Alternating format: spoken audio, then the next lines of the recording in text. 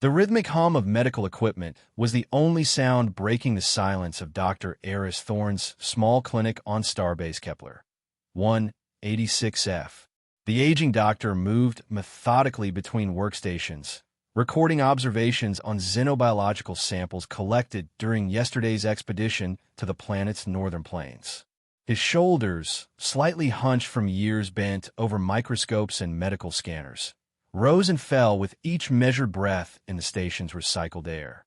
Kepler 186F's modest research outpost housed only 17 permanent residents, scientists, engineers, and support staff who, like Eris, had their reasons for choosing this remote assignment. Most sought the professional challenge or research opportunities.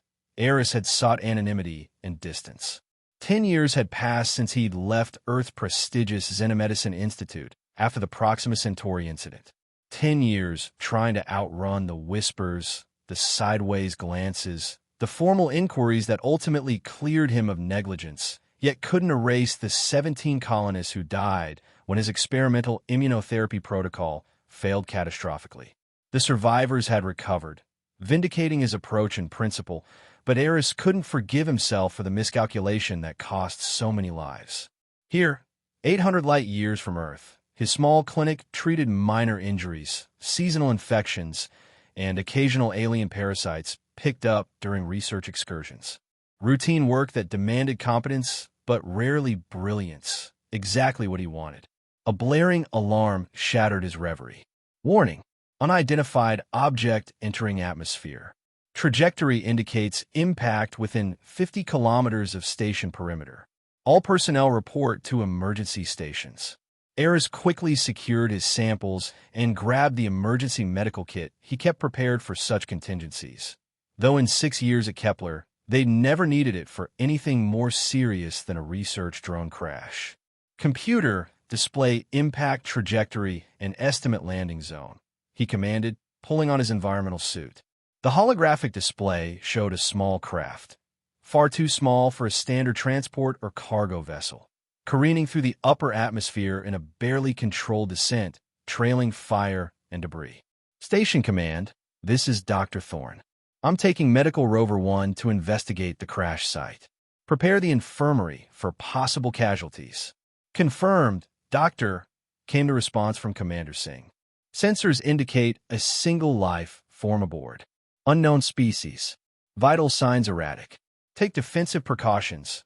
We don't know who or what we're dealing with. The Medical Rover, essentially an all-terrain ambulance equipped with basic surgical capabilities, handled the rugged Keplerian terrain with ease.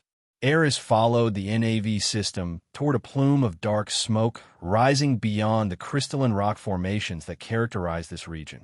The crash site came into view as he crested a ridge, a gleaming vessel no larger than a shuttle, its once elegant hull now twisted and blackened. The design was like nothing he'd seen before, fluid, asymmetrical, with what appeared to be crystalline components integrated into a metallic framework. Definitely non-human in origin. Eris approached cautiously, scanner sweeping for atmospheric contaminants or radiation. Finding none at dangerous levels, he ventured closer. The craft had carved a deep gouge in the iron-rich soil before coming to rest against a rock formation. A section of the hull had been breached, creating an opening just large enough for someone to have crawled through. A trail of iridescent droplets, fluid or blood, Eris couldn't tell, led away from the wreckage toward a sheltered overhang. Following the trail, he found her. She lay curled on her side, a slender figure draped in torn garments of an otherworldly material that seemed to shimmer between states of matter. What struck Eris first was her skin, pale lavender in the shadows, but with a subtle iridescence that caught the light when she moved. Her facial features were undeniably humanoid yet alien. High, sharply angled cheekbones, eyes slightly too large, a delicate, almost absent nose, ears that curved back elegantly against a hairless skull ridged with subtle, symmetrical patterns. Blood, a startling cobalt blue, seeped through her clothing from multiple wounds. But even as Eris's medical training kicked in and he began to assess her injuries, he realized something else was wrong. Beyond the trauma of the crash, There was a sickly translucency to her skin, and patches appeared to be deteriorating at a cellular level, revealing the faint outline of circulation and neural pathways beneath. He approached slowly, medical scanner extended. "I'm a doctor," he said clearly, hoping the universal translator his suit would convey his meaning. "I won't harm you. I'm here to help." Her eyes fluttered open, solid amber with no visible pupil or iris, yet somehow conveying intelligence and awareness. She flinched away from him, a hand raised defensively. A device at her throat crackled with static before producing halting, synthesized speech. "Stay away. Dangerous. For you." The translator struggled with her language. "You're injured," Eris replied, maintaining a non-threatening distance. "I'm a physician. I can treat your wounds." Her amber eyes narrowed, studying him. "Human. Physician? Not possible." The translation device sparked, and she grimaced, making an adjustment. "Contamination protocols. Advise against contact. You've lost blood, and you have multiple fractures," Eris persisted, showing her his scanner readings. "Without treatment, you will die." She seemed to consider this, then spoke again, her translator working better now. "I will die regardless. My condition was terminal before the crash. I sought alternative intervention." Eris frowned. "Terminal? What condition?" She managed to push herself up slightly, wincing. "Your medicine has no name for it. My cells destabilize. Cascade failure of molecular cohesion. Our greatest medical minds could not halt the progression." "Let me help you to my vehicle," Eris offered. "I can stabilize your immediate injuries. Then we'll address the rest." A bitter laugh escaped her. "You are kind, human doctor, but naive. My own people, with all their advanced biotechnology, declared me beyond salvation. What could a primitive outpost physician possibly offer?" Something in her tone, the familiar mix of desperation and resignation that crossed species boundaries, stirred Eris's resolve. "A different perspective," he answered simply. "Sometimes we see solutions precisely because we look from a different angle. Now, will you let me try to save your life, or would you prefer to die here, alone, having given up?" Her amber eyes widened slightly, perhaps surprised by his directness. After a long moment, she inclined her head in what Eris took for assent. "I am Zelia," she said as he carefully helped her toward the rover. "Princess of the Sigmian Ascendancy's third dynasty." "And you are?" "Eris Thorn," he replied, supporting her weight. "Just a doctor who happened to be nearby when you needed one." Back in his clinic, Eris worked frantically to stabilize Zelia's condition. The crash had caused significant trauma. 3 fractures to her delicate bone structure, internal bleeding from her secondary cardiovascular system, and a concerning cranial injury. Yet these were straightforward compared to the underlying disease. His medical scanners struggled to make sense of her physiology. Signian cellular structure was fundamentally different from human, more crystalline than organic in some aspects, with multiple redundant systems and an extraordinary capacity for regeneration, which made the progressive cellular breakdown all the more puzzling. "Your cells should be regenerating," he murmured, studying the microscopic imagery. "The capacity is clearly there in your genetic structure." Zelia watched him through half-lidded eyes, the medication he'd synthesized for her pain only partially effective. "The cascade corrupts the regenerative command sequences," she explained weakly. "Each repair attempt accelerates the degradation.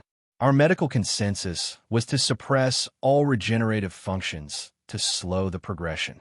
"That's treating the symptom, not the cause," Eris muttered, more to himself than to her. "The cause is irrelevant if untreatable," she responded sharply, then softened. "Forgive my tone. I have spent 2 solar cycles being analyzed by our finest medical minds, only to be told that my condition represents an acceptable loss, a genetic aberration best removed from our collective." Eris looked up from his scanner, shocked. "They just gave up on you." "The Signian approach to medicine is practical. Resources are directed where outcomes are assured." Her voice grew quieter. "A terminal royal becomes a political liability. Some in the High Council saw my condition as an opportunity. My ship was sabotaged while I sought treatment on the frontier. The crash was not accidental. Eris absorbed this information as he continued his analysis. Your translator, it's quite sophisticated. Necessity, not convenience, she replied. The ascendancy encompasses 12 star systems and nearly 30 sentient species. Communication technology is foundational to our governance. As days passed, Zelia stabilized enough to sit up to converse more extensively about her condition and her civilization. The Cygnian ascendancy, she explained, was an ancient stellar empire built on principles of logical advancement and technological supremacy. Emotion was considered a primitive evolutionary remnant, acknowledged but subordinated to rational thought. Yet you fled, Eris observed one evening as he adjusted her medication. That seems emotional. A ghost of a smile crossed her features. Perhaps I am. Defective in more ways than one. Eris found himself drawn to the mystery of her disease. Each night after she slept, he pored over the data, comparing Cygnian cellular structures to every xenobiological reference in the station's database. He extracted samples from her damaged ship's medical system, studied the failed treatment protocols. On the seventh night, hunched over his microscope at 3 a.m., something clicked. It's not a disease, he whispered. It's an immune response. He rushed to Zelia's bedside, rousing her from sleep.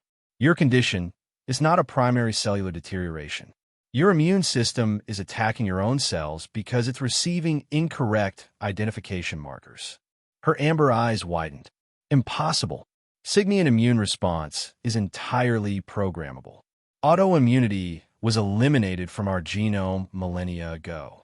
Not eliminated, Eris corrected, suppressed. And now something has triggered it. Some environmental factor, perhaps, or an interaction with another species' biochemistry. He showed her the cellular imagery. Look at these patterns of deterioration. They follow immune response pathways. Zelia studied the images, her expression shifting from skepticism to cautious interest. If this is correct, why did our medical authorities not detect it?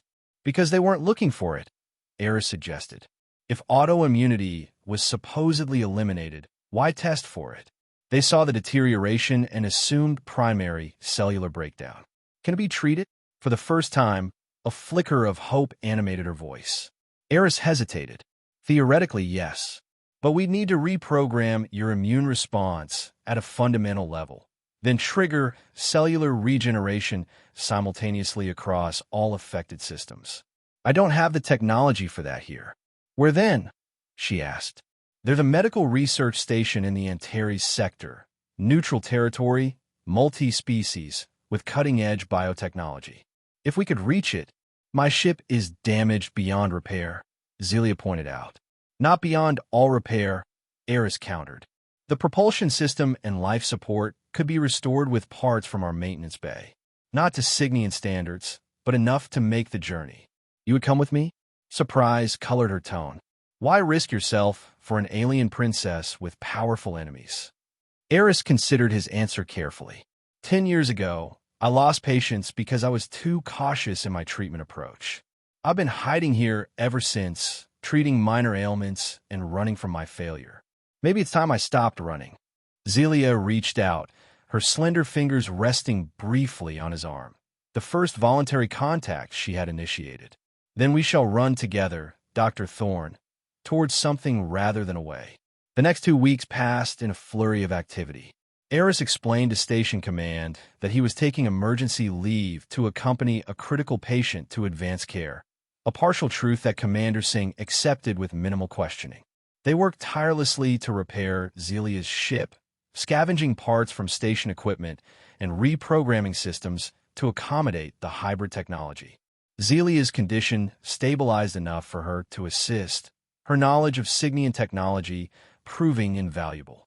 The artificial intelligence system on her vessel, a semi-sentient entity she called Nexus, was damaged but functional enough to assist with navigation and life support once Eris managed to interface it with human computing systems. A remarkable integration, Zelia commented, watching him work. Most species find Signian technology incompatible with their systems. I'm not integrating it, Eris explained, just establishing a translation protocol. Your system remains Signian, mine remains human. They're just learning to communicate. An apt metaphor for us, she observed with that ghost of a smile that was becoming more frequent. The night before their departure, Eris prepared a final treatment regimen to sustain Zelia during the journey. A combination of immune suppressants and cellular stabilizers that would buy them time, nothing more. 3 weeks, he told her soberly. That's how long this will maintain your current state. After that, the deterioration will accelerate rapidly. The journey to Antares should take 17 days if we can maintain Warp 2, she replied. A sufficient margin. Assuming everything goes perfectly, Eris cautioned. Zelia tilted her head, studying him. In my culture, we do not express gratitude for logical actions. What you are doing, risking your position, perhaps your life, will be considered irrational by my people. And what do you consider it? Necessary, she said simply, and worthy of gratitude, though I lack the proper human expressions. Stay alive, Eris told her. That's all the gratitude I need. They launched at dawn, the repaired Signian vessel rising shakily from Kepler 186F surface. Eris had never piloted anything more complex than the station's surface rovers, but Nexus handled the primary navigation, requiring only basic input and monitoring. Space opened before them, vast, silent, and unforgiving. The hybrid propulsion system engaged with a vibration that set Eris's teeth on edge but stabilized as they accelerated to warp speed. Kepler's sun dwindled to a pinpoint behind them, and Eris felt the weight of his decision. There would be no turning back now. The ship was small, designed for a Signian diplomatic entourage rather than extended travel. They converted the secondary cabin into a medical bay, where Eris could monitor Zelia's condition and administer treatments. The primary cabin served as their living and navigation center. Privacy was minimal, necessity intimate. On the 4th day, they encountered their first challenge, a dense asteroid field not marked on their charts. It appears to be a recent formation, Nexus informed them, possibly the result of planetary collision or artificial mining activity. Can we go around it? Eris asked. Negative. The field extends beyond scanner range in all viable directions. Traversal is required. Eris looked to Zelia, who had taken the co-pilot's seat despite his concerns about her strength. Your ship, your call. She studied the scanner data, her long fingers moving gracefully across the controls. Nexus, plot a course through the lowest density section. Minimum safe speed. What followed was 3 hours of tense navigation. Nexus predicted the larger asteroids' paths, but countless smaller fragments threatened to overwhelm their shields. Twice, they had to perform emergency maneuvers that strained the hull integrity. Eris found himself holding his breath as massive rocks tumbled past, missing them by meters. When they finally cleared the field, Zelia collapsed in her seat, the exertion having depleted her limited reserves. You need rest, Eris insisted, helping her to the medical bay. That was too much strain. There is no luxury of rest, she replied, though she didn't resist as he settled her onto the examination platform. Every hour brings greater cellular degradation. Eris administered another treatment, watching the subtle relief it brought to her features. Tell me about Cygnus Prime, he said, hoping to distract her from the pain. What's it like? Her amber eyes grew distant. Beautiful in its way. 3 moons that create complex tidal patterns in our crystal seas. Cities built into mountain ranges, structures that have stood for 50 millennia. The central spire of governance rises 20 kilometers into the atmosphere. A pause, but cold, ordered to perfection, with no room for deviation. Is that why you became ill, do you think? Eris asked carefully. Some part of you deviating from the established order? Zelia considered this. An interesting hypothesis. Signian medicine would reject such psychosomatic causation, but she trailed off, then met his gaze directly. Why did you leave Earth's medical establishment? The truth, not the abbreviated version. Eris was startled by the direct question, but found himself answering. I developed a treatment for adaptive immune deficiency in human colonists on Proxima Centauri b. The planet's radiation affected human immune response in ways we hadn't anticipated. My approach worked in simulations, in lab tests, in initial human trials. But when we implemented it colony-wide, he swallowed hard. 17 people died. The survivors recovered completely, proving the theory sound but the implementation flawed. I couldn't forgive myself for those 17 lives. Yet you continued practicing medicine. In the safest, most controlled environment I could find, he acknowledged. No risks, no innovations, no chances of another catastrophic failure. Until now, she observed. Until you, he corrected. On the 10th day, they encountered a Razak mining vessel, a lumbering, ugly craft whose captain was suspicious of the strange hybrid ship in their territory. Eris let Zelia handle the communication, amazed at how she could project regal authority even in her weakened state. We claimed diplomatic passage rights under the Third Concordat, she informed the Razak captain, who bristled visibly at the mention of the treaty. Our vessel contains a medical emergency case bound for Antares Station. Your registry beacon is malfunctioning, the captain growled back. For all we know, your smugglers are pirates in a stolen Cygnian craft. Scan our vessel, Zelia replied calmly. You will find 2 life forms, one Cygnian, one human, and no cargo beyond medical supplies. We have neither the capacity nor the intent for smuggling.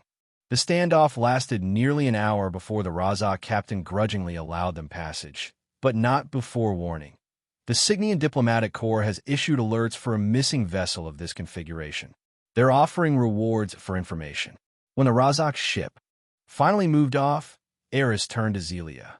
They'll report our position. Undoubtedly, she agreed. But transmission will take time, and the Ascendancy's influence is limited in this sector. She didn't add what they both knew. By the time any pursuers reached them, she would either be healed or dead. That night, as the ship cruised on autopilot through the void, Eris awakened to find Zelia standing before the viewing portal, her silhouette outlined against the starfield. She wore only the simple medical garment he had synthesized for her, and in the low light, he could see the progression of her disease, areas of translucency that revealed the complex network of circulatory and neural pathways beneath her skin. You should be resting, he said softly, approaching. I was considering mortality, she replied without turning. Cygnians generally live 3 of your centuries. I am barely into my 4th decade, a child by our standards. Yet here I contemplate my end. It's not the end yet, Eris reminded her. We still have a viable treatment plan, based on a theory rejected by the finest Cygnian medical minds. The same minds that gave up on you, he pointed out. She turned to face him then, and Eris was struck by the emotion visible in her usually composed features. Why do you continue to hope when logic suggests futility? Because I've seen too many impossible recoveries to trust in statistical certainty, he answered. Because medicine isn't just science, it's also art and intuition. And because giving up guarantees failure, while trying at least preserves the possibility of success. Zelia studied him intently. Your species is remarkably persistent in the face of overwhelming odds. It's our most annoying and most useful trait, Eris agreed with a smile. She swayed suddenly, and Eris stepped forward to steady her. The contact seemed to startle them both, his hands on her arms, her skin cool, and somehow both solid and insubstantial beneath his touch. Sorry, he murmured, helping her back toward the medical bay. Your next treatment is due anyway. As he administered the medication, Zelia asked, If I survive this, what then? Return to a society that deemed me expendable? Resume my role as a political figurehead, knowing my own counsel may have engineered my death? That's for you to decide, Eris replied. But survival always brings options that death eliminates. On the 15th day, disaster struck. The hybrid propulsion system, stressed beyond its tolerances, suffered a catastrophic failure. The ship dropped out of warp with a shuddering wrench that threw both of them against bulkheads. Nexus status report. Eris shouted as emergency lighting bathed the cabin in red. Primary and secondary propulsion offline, the AI responded. Life support at 60% capacity. Hull integrity compromised in 2 sections. Emergency seals holding. Eris helped Zelia up from where she had fallen. Are you hurt? She shook her head, though he could see fresh bruising on her translucent skin. What happened? The interface between your technology and ours failed, Eris explained, examining the system diagnostics. We're dead in space. Can it be repaired? Eris studied the damage reports. Not with what we have on board. We need a full space dock facility. How far are we from Antares Station? Approximately 4 light days at our previous speed, Nexus supplied. Without warp capability, travel time would exceed both your life expectancy and our life support duration. Princess Zelia. Silence fell as they absorbed this reality. There must be another option, Eris insisted, refusing to accept defeat. Nexus scanned for any vessels or installations within emergency signal range.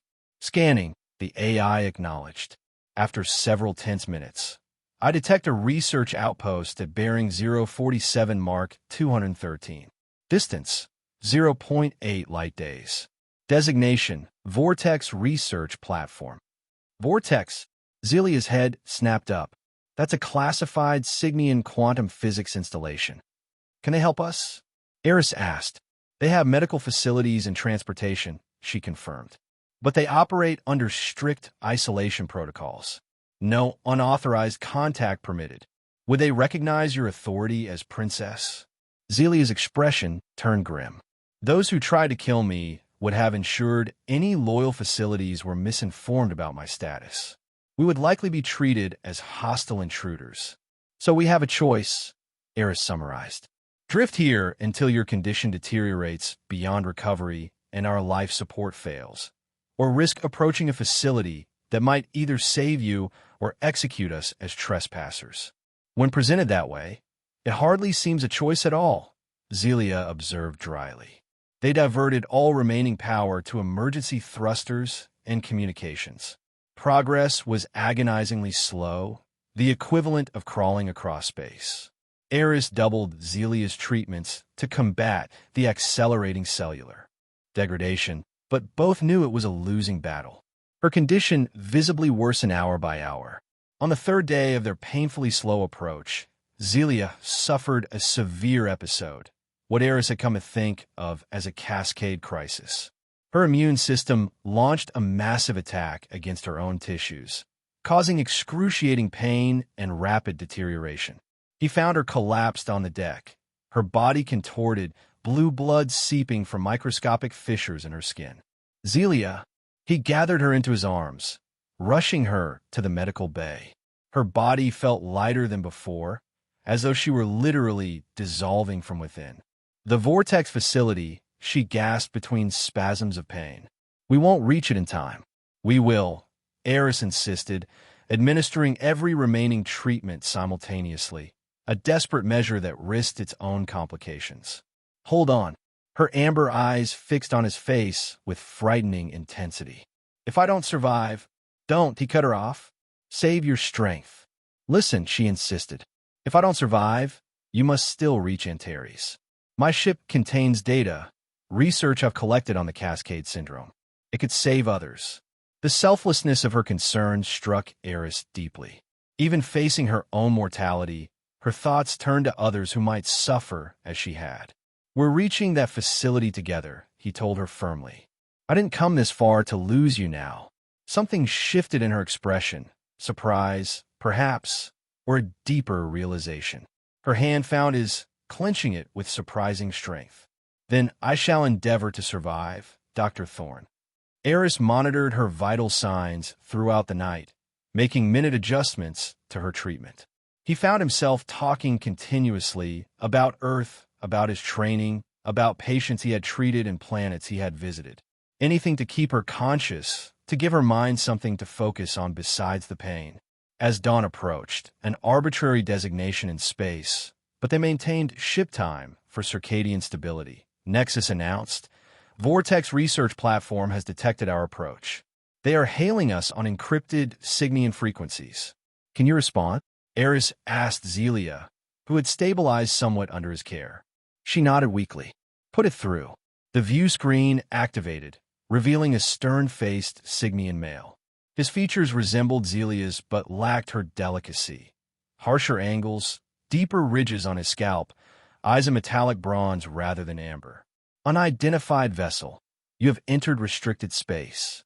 Identify yourself immediately or be treated as hostile. Zelia straightened as much as her weakened condition allowed. This is Princess Zelia of the Third Dynasty, heir presumptive to the Signian ascendancy. I require emergency medical assistance. The Signian's expression didn't change, but a slight narrowing of his eyes suggested surprise or suspicion. Princess Zelia was reported lost with all hands when her diplomatic vessel suffered catastrophic failure in the Proxima Sector 3 standard weeks ago.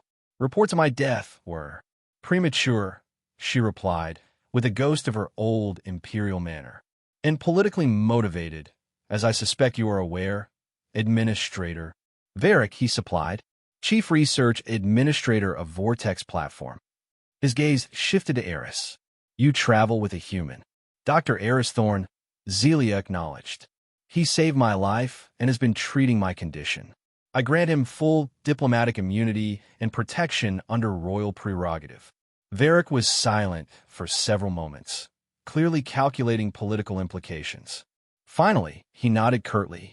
Transmission of genetic verification protocols initiated. Complete the authentication, and you will be permitted emergency docking. The screen went dark. Will they help us? Eris asked. Varric is a scientist first, politician second, Zelia replied. He will help us reach Antares if I can prove my identity, which I can. She attempted to stand, but faltered. Eris caught her. Save your strength. Tell me what to do. Under Zelia's guidance, Eris completed the complex genetic authentication process. An hour later, tractor beams locked onto their vessel, drawing them into a massive docking bay within the research platform. Medical personnel in sleek Signian isolation suits boarded immediately, transferring Zelia to a hovering medical pod. Eris tried to follow, but was blocked by security personnel. The human remains here, one ordered. No. Zelia's voice came weakly from the pod. Dr. Thorn comes with me. He understands my condition better than anyone. Princess, protocol dictates. Override protocol authorization Zelia Omega-7, she interrupted. Dr. Thorn is essential to my treatment.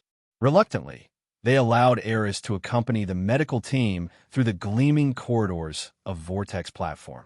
The facility was a marvel of Signian engineering, crystalline surfaces that seemed to shift and reconfigure gravity gradients that allowed effortless movement between levels, ambient lighting that adjusted to individual physiology.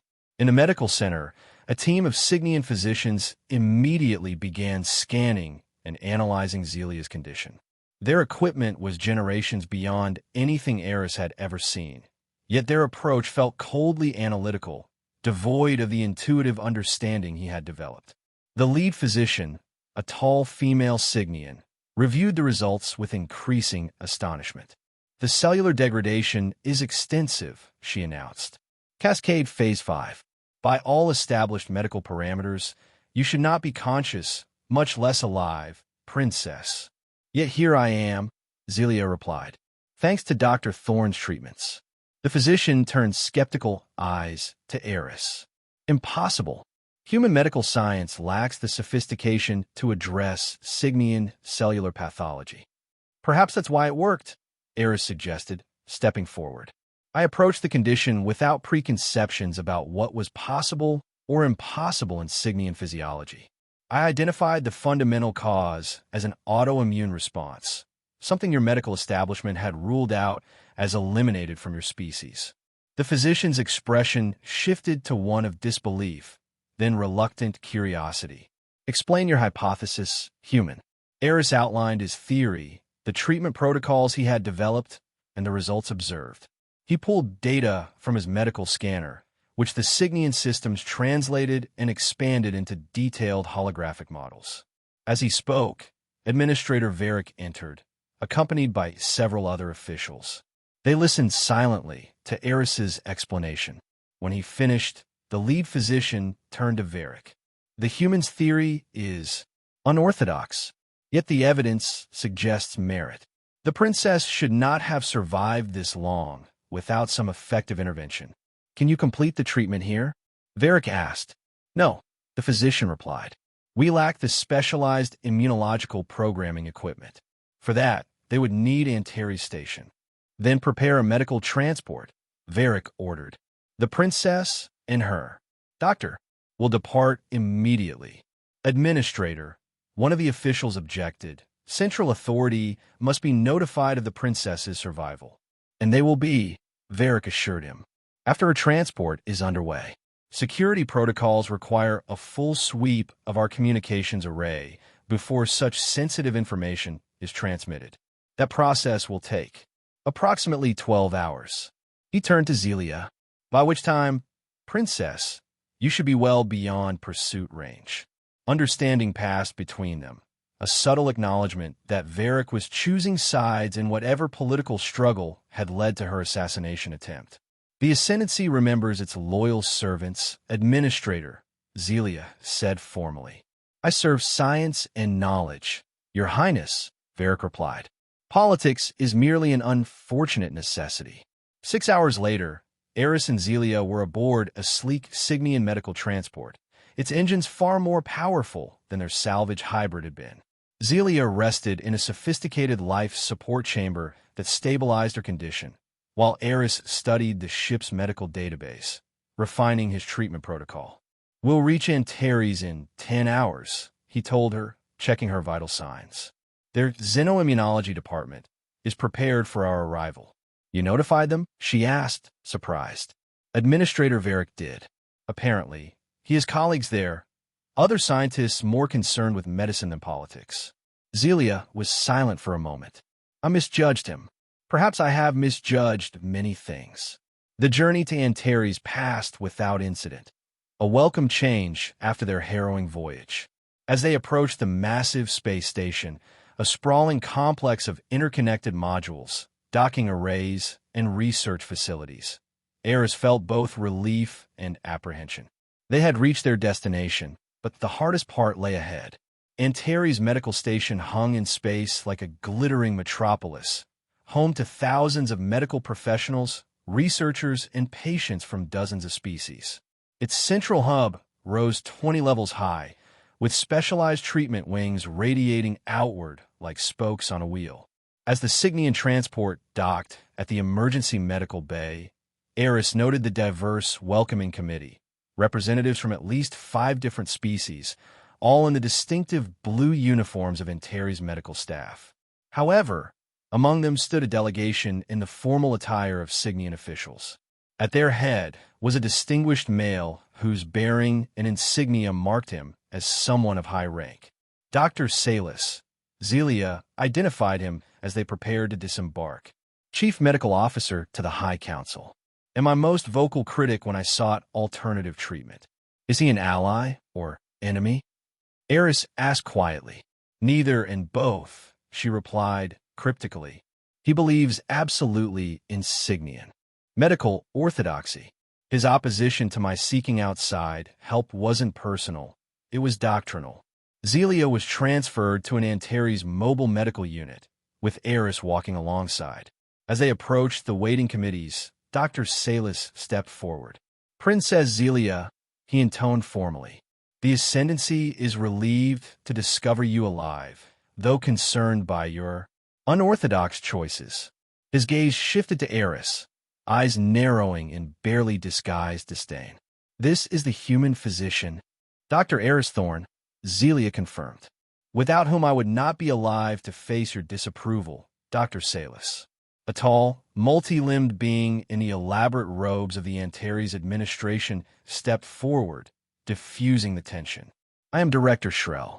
We've prepared the xenoimmunology suite for immediate treatment, as requested by Administrator Varick. If you'll follow me. The Cygnian delegation must insist on overseeing all medical procedures, Salis interrupted. The princess's condition falls under protected medical protocols. My condition falls under my personal authority, Zelia countered, her voice weak but commanding. And I authorize Dr. Thorne to direct my treatment, in collaboration with Antares specialists. Salus's expression hardened. Princess, with all respect, this human lacks the fundamental understanding of Signian physiology necessary to. Yet I am alive, Zelia cut him off. When your protocols deemed me terminal. She turned to Director Shrell. I request an immediate medical review board to evaluate Dr. Thorne's treatment proposal. Time is critical. The next 6 hours unfolded in a tense parade of medical examinations, conferences, and increasingly heated debates. Eris presented his findings to a diverse panel of Antares specialists, explaining his theory of autoimmune causation and proposed treatment. He walked them through his makeshift treatments that had kept Zelia alive, the data he'd gathered, and the sophisticated protocol he'd developed during their journey. Dr. Salus and his team countered with traditional Signian medical doctrine, citing centuries of advancement, evolutionary manipulation, and statistical impossibilities of Eris's claims. What the human suggests is not merely unorthodox, Salus argued before the panel. It fundamentally contradicts established Signian medical science. Autoimmunity was eliminated from our genome during the third evolutionary refinement. It cannot be the cause of the princess's condition. Yet her response to targeted immune suppressants suggests otherwise, countered a tentacled Arcturian immunologist. The human's data is compelling. Preliminary at best, Salus dismissed, based on primitive analysis and flawed understanding. Eris, who had been listening quietly, finally spoke. May I ask a question, Dr. Salus? The Signian physician turned to him with barely concealed impatience. If you must, when was the last time Signian medicine actually tested for autoimmune disorders, rather than assuming their elimination was complete? The question hung in the air, unanswered. Salus's silence was more revealing than any rebuttal. I believe, Director Shrell observed, that we have identified the crux of our disagreement. The debate might have continued indefinitely if not for a sudden medical emergency. Alarms blared from the monitoring chamber where Zelia waited. Cascade crisis, called a medical technician. Systemic cellular degradation accelerating. Estimated total failure in less than 30 minutes. The entire group rushed to Zelia's chamber. Through the transparent walls, Eris could see her writhing in pain, her body literally becoming transparent in patches as cellular cohesion failed. Implement standard Signian stabilization protocol, Salus ordered. Already in progress, the technician replied. No effect. Degradation continuing at accelerated rate. Director Shrell turned to the assembled physicians. We have no time for further debate. A decision must be made now. The director's compound eyes fixed on Eris. Dr. Thorne, you claim your treatment can reverse this process? Yes, Eris confirmed. But it requires precise reprogramming of her immune response followed by targeted regenerative stimulation. Exactly what I've been describing. The risk is unacceptable, Salus objected. If the human is wrong, the treatment itself could kill her instantly. And if we do nothing, she dies anyway, Eris countered. Those are the only options remaining. All eyes turned to Zelia, visible through the chamber wall. Despite her pain, she remained conscious, her amber eyes finding Eris. She nodded once, decisively. The princess has made her choice, Director Shrell announced. Prepare the xenoimmunology suite immediately. Dr. Thorne will direct treatment, with assistance from our specialists. To Salus, you may observe, doctor, but not interfere. This is now a matter of patient choice. The next 3 hours were the most intense of Eris's medical career. The xenoimmunology suite at Antares contained technology he had only read about, molecular reprogrammers, immune response modulators, cellular stabilization fields. With guidance from the station specialists, he implemented the complex treatment protocol he had developed. Step 1 required a complete mapping of Zelia's immune system, identifying the exact nature of the misidentification causing her cells to be targeted. This alone took nearly an hour, during which her condition continued to deteriorate. Step 2 involved programming an army of nanoscale modulators to correct the immune response, essentially teaching her immune system to recognize her own cells properly again. As this process began, Eris monitored her vital signs anxiously, aware that any miscalculation could trigger a catastrophic system-wide reaction. Immune modulation at 20%, announced the technician. Cellular degradation continuing but slowing, added another. Eris adjusted the parameters, pushing the balance between caution and necessity. Increase modulator distribution to encompass secondary circulatory system, he directed. Prioritize neural tissue protection. Through the entire process, he was acutely aware of Salus watching from the observation area, the Cygnian physician's expression unreadable. Step 3 was the most dangerous, triggering Zelia's natural regenerative capabilities, dormant since her physicians had suppressed them to slow the disease progression. Timing was critical. Regeneration initiated too early would accelerate the immune attack. Too late would leave too much damage to repair. Immune modulation at 60%, the technician reported. Approaching critical threshold. Eris took a deep breath. Begin regenerative stimulation at minimal levels. 5% capacity, focused on areas showing stabilization. The effect was immediate and alarming. Zelia's body convulsed, biomonitors shrieking warnings as competing processes, destruction and regeneration, battled throughout her system.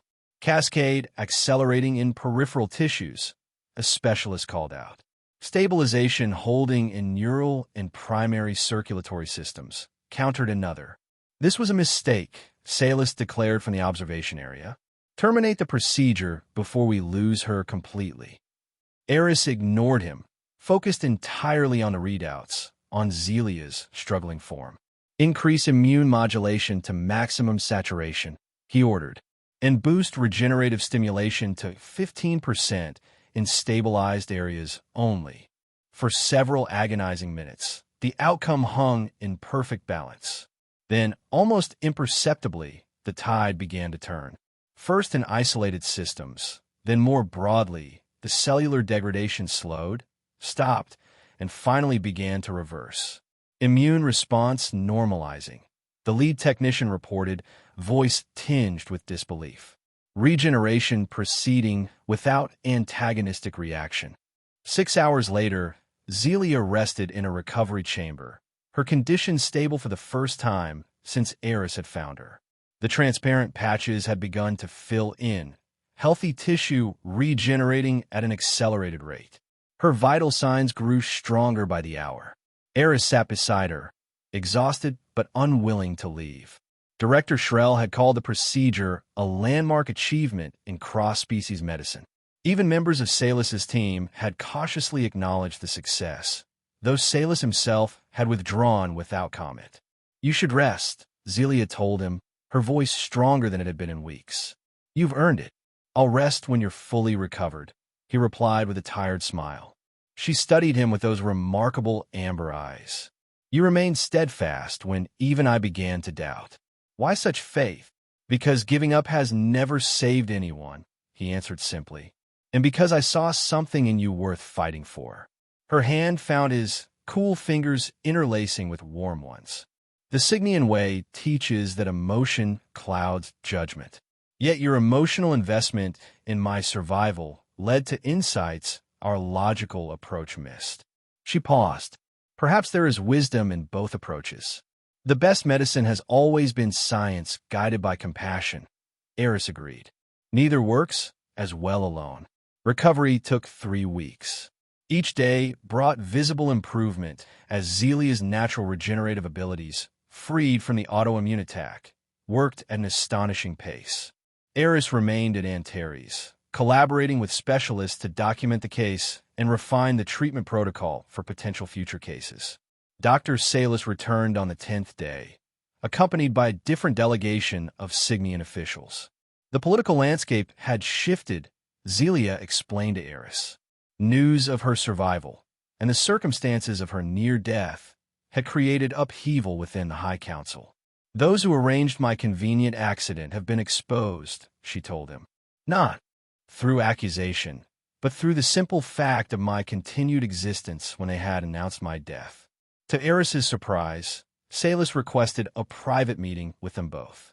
The Signian physician had changed, subtle signs that Eris might have missed weeks earlier, but which he now recognized, a slight softening of his rigid posture, less harshness in his expression. I have reviewed all data from your procedure, Salus began formally, and conducted additional testing that confirms your hypothesis, Dr. Thorne. The princess's condition was indeed autoimmune in nature. That must have been a difficult conclusion to reach, Eris observed neutrally. Difficult but necessary, Salus acknowledged. Science advances through challenge, though we Signians sometimes forget this principle. He turned to Zelia. The High Council has authorized me to offer you full restoration of your position and privileges, Princess. Your return to Cygnus Prime would be welcome. Zelia inclined her head slightly. And what of Dr. Thorne's contribution? Will Signian medicine acknowledge the value of his approach? That is part of my mission here, Salus replied.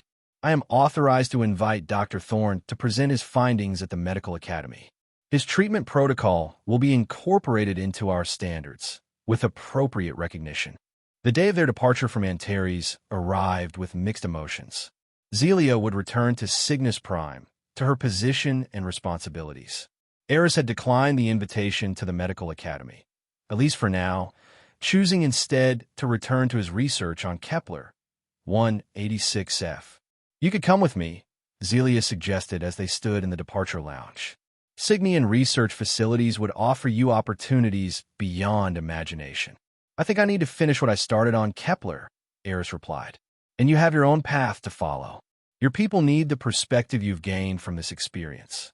Then we part ways, she said, a hint of that old imperial manner returning, though now tempered with something warmer.